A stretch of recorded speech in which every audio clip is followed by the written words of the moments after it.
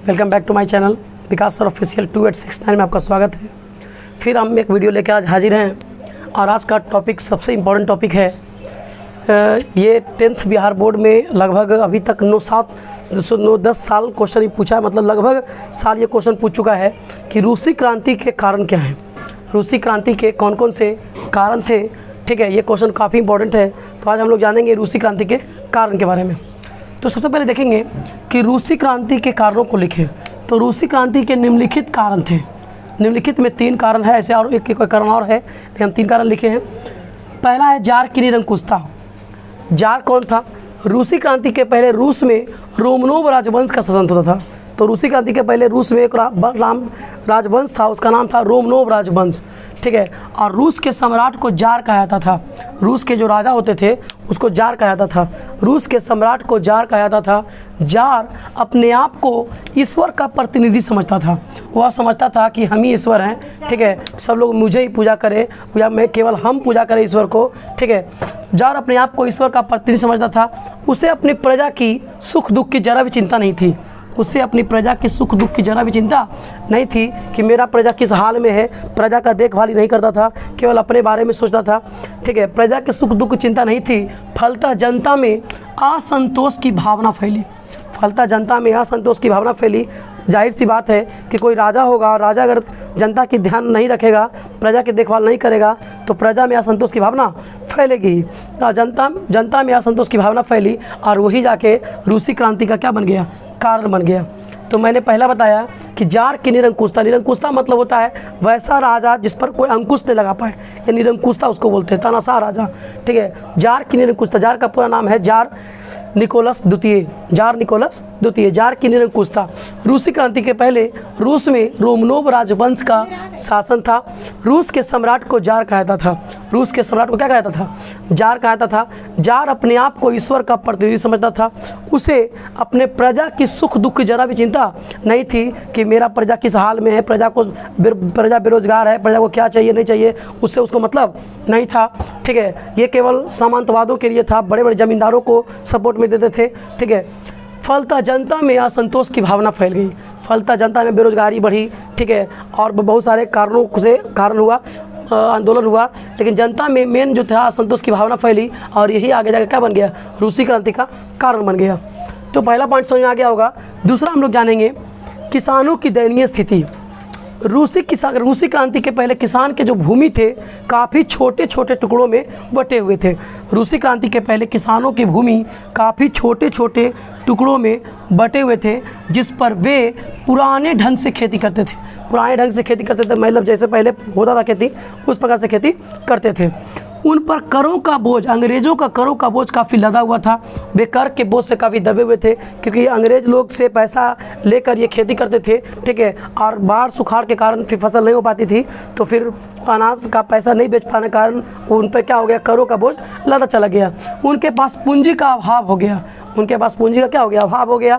फलतः किसानों के पास युद्ध के सिवाय कोई दूसरा रास्ता नहीं था। जैसे किसी के पास पैसा बाकी रहेगा और बार बार वो मांगने चाहेगा, ठीक है, तो एक ही बार किसान ने एक संगठन बना के और सोचा कि नहीं हम युद्ध करेंगे, हम पैसा दे नहीं पाएंगे। तो रूसी क्रांति के पहले किसानों की भूमि काफ़ी छोटे छोटे टुकड़ों में बटे हुए थे, जिस पर वे पुराने ढंग से खेती करते थे। उन पर करों का बोझ काफ़ी दबा हुआ था। उनके पास पूंजी का अभाव था। किनके पास? किसानों के पास पूंजी का अभाव था। फलतः किसानों के पास युद्ध के सिवाय कोई दूसरा रास्ता नहीं था। इन्होंने युद्ध को स्वीकारा और बोला नहीं हम युद्ध करेंगे। ठीक है, और तीसरा था मजदूरों की दयनीय स्थिति। रूस के कल कारखानों में मजदूरों के काम करने के घंटे बहुत अधिक होते थे। रूस के कल कारखानों में मजदूरों के काम करने के घंटे बहुत अधिक होते थे। वहाँ के मजदूरों को 16-16 घंटे, 18-18 घंटे, 15-15 घंटे लोग काम करवाते थे। ठीक है, और उसके अपेक्षा वेतन बहुत कम मिलती थी। उसको बोलता था कि वेतन तुमको बहुत कम मिलेगा। ठीक है, जितना ज़रूरत तुमको है उतने तुमको वेतन मिलेगा। ज़रूरत के अनुसार वेतन मिलता था। ठीक है, तो मजदूरों के पास कोई अधिकार भी नहीं था। ये होता है कि भाई काम करते तो मजदूरों के पास अधिकार भी होना चाहिए, लेकिन यहाँ मजदूरों के पास कोई भी बोलने का अधिकार था, संगठन बनाने का अधिकार था, किसी भी तरह का कोई अधिकार नहीं था। फलतः जबकि मालिकों के पास अनेकों अधिकार थे, मजदूरों के पास कोई अधिकार नहीं था, जबकि मालिकों के पास अनेकों अधिकार थे। फलतः मजदूरों में आक्रोश की भावना फैली। फलतः मजदूरों में आक्रोश की भावना फैली, जो रूसी क्रांति का कारण बना। तो फिर से हम एक बार जानेंगे कि रूसी क्रांति के कारणों को लिखें। तो रूसी क्रांति के निम्नलिखित कारण थे। पहला है जार की निरंकुशता, यानी जार जो था जार जो थे निरंकुशवादी थे। ठीक है, निरंकुश किसको बोलते हैं? वैसा राजा जो तानाशाह राजा होता है, जो अपने मनमानी करता है, जिस पर कोई अंकुश नहीं लगा पाए, वैसे राजा को हम निरंकुश बोलते हैं। रूसी क्रांति के पहले रूस में रोमनोव राजवंश चल रहा था। रूस के सम्राट को जार कहा जाता था। रूस के सम्राट मतलब राजा, तो रूस के राजा को जार कहा जाता था। जार अपने आप को ईश्वर का प्रतिनिधि समझता था। यहाँ पे एक क्वेश्चन बार बार ऑब्जेक्टिव पूछता है कि रूस के सम्राट को क्या कहा जाता है, तो हम लोग मारेंगे कि रूस के सम्राट को जार कहा जाता है। जब ईश्वर का प्रतिनिधि समझता था, उसे अपनी प्रजा की सुख दुख की जरा भी चिंता नहीं थी कि हाँ भाई मेरा प्रजा किस हाल में है, मेरा प्रजा बेरोजगार है, क्या है, नहीं, उसको मतलब राजा को नहीं था। ठीक है, और एक राजा के नाते ये फर्ज बनता है कि मेरा प्रजा की देखभाल करे, प्रजा की भलाई करे। ठीक है, फलतः जनता में असंतोष की भावना फैली, जो रूसी क्रांति का कारण बना। दूसरा हम लोग जानेंगे किसानों की दयनीय स्थिति। रूसी क्रांति के पहले किसानों की भूमि काफ़ी छोटे छोटे टुकड़ों में बटे हुए थे। किसान के जो भूमि थे, 1 कट्ठा वहाँ, 10 कट्ठा वहाँ, 5 कट्ठा यहाँ, ऐसे करके पूरा सब्जी एरिया में बटा हुआ था, जिस पर वे पुराने ढंग से खेती करते थे। उस समय पुराने ढंग से खेती होता था। उन पर करों का बोझ काफ़ी लदा हुआ था।